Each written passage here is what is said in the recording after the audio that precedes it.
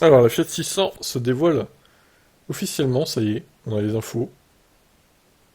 La Fiat 600. Parmi les éléments de style intrigants, remarquons l'utilisation alternée des chromes logo 600E, du brillant et du mat. Donc, ouais, c'est toujours un SUV urbain, hein, du coup. Toujours cette habitude de faire des SUV urbains, du coup, chez Stellantis. En vrai, elle serait passée aussi en voiture normale, hein, en compact.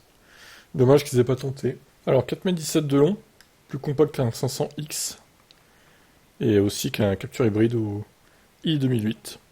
Fiat 500X fait 4,26 m. 1m78 de large, 1m63 de haut, 2,56 m d'empattement. Notons que, à aucun moment, Fiat n'utilise la catégorisation SUV, malgré une hauteur de 1,52 m. Et la marque évoque plutôt le segment B abandonné dans les années 2000, avec le lent et douloureux déclin de la Punto. Ouais, elle est haute sur patte, hein, pour une voiture normale, hein, quand même. C'est un SUV urbain, puis voilà, quoi, hein. N'ayez pas peur des mots, hein, chez Fiat, hein. Assumez, hein. À bord, là, on reprend l'ADN de la 500, à savoir clin de vintage et présentation chatoyante. La 600E est équipée d'un siège conducteur réglable selon ses positions. La marque annonce 15 litres de volume de rangement intérieur, le coffre peut embarquer jusqu'à 360 litres. Une fois la banquette rabattue, 1231. Bon, après, voilà, vu la taille du véhicule, bon, c'est pas étonnant qu'il y ait un petit coffre. C'est toujours mieux que la Fiat 500, pour le coup. C'est pas dur de faire mieux, en même temps. La console centrale est dominée par un écran central de 10,25 pouces. L'interface est compatible Apple CarPlay, Android Auto. Sur les versions d'entrée de gamme, il est remplacé par un rectangle lumineux. Le dico des synonymes ne m'a rien proposé d'autre. Quoi? De 7 pouces.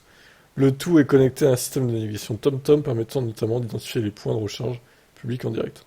Parmi les fonctions de sécurité figurent le régulateur adaptatif, la lecture des panneaux, le freinage d'urgence ou le détecteur de somnolence, du classique.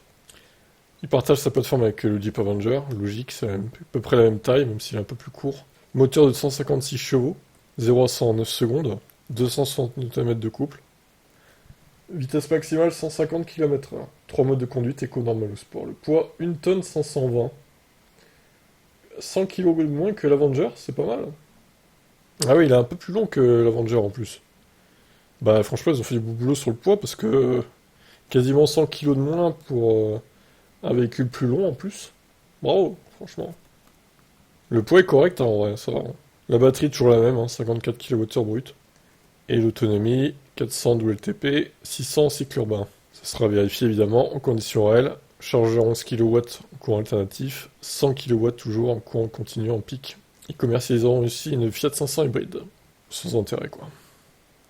Et peut-être une Abarth 600E à terme, qui sera hors de prix, qui ne sera pas très puissante. Très bien. Alors, le prix justement. Sont ouvertes. Pour l'instant, le premier prix est fixé à 35 900 euros hors bonus. C'est pas donné, mais c'est moins cher qu'un Peugeot i2008, pourtant aujourd'hui doté d'un moteur d'une batterie ancienne génération. Donc ça fait 30 900 euros bonus déduit. Ah, quand même pas donné, hein. Ils auraient pas pu le mettre à 29 900 bonus déduit, déjà ça serait passé mieux, non? Bon, vous en pensez quoi de ce 600E? Est-ce qu'il pourrait vous plaire? Je pense que la 500 marche bien, alors malgré son prix assez élevé. Je pense que celui-là va marcher très bien aussi, hein, honnêtement. Futur best-seller peut-être? Allez, je vous laisse commenter.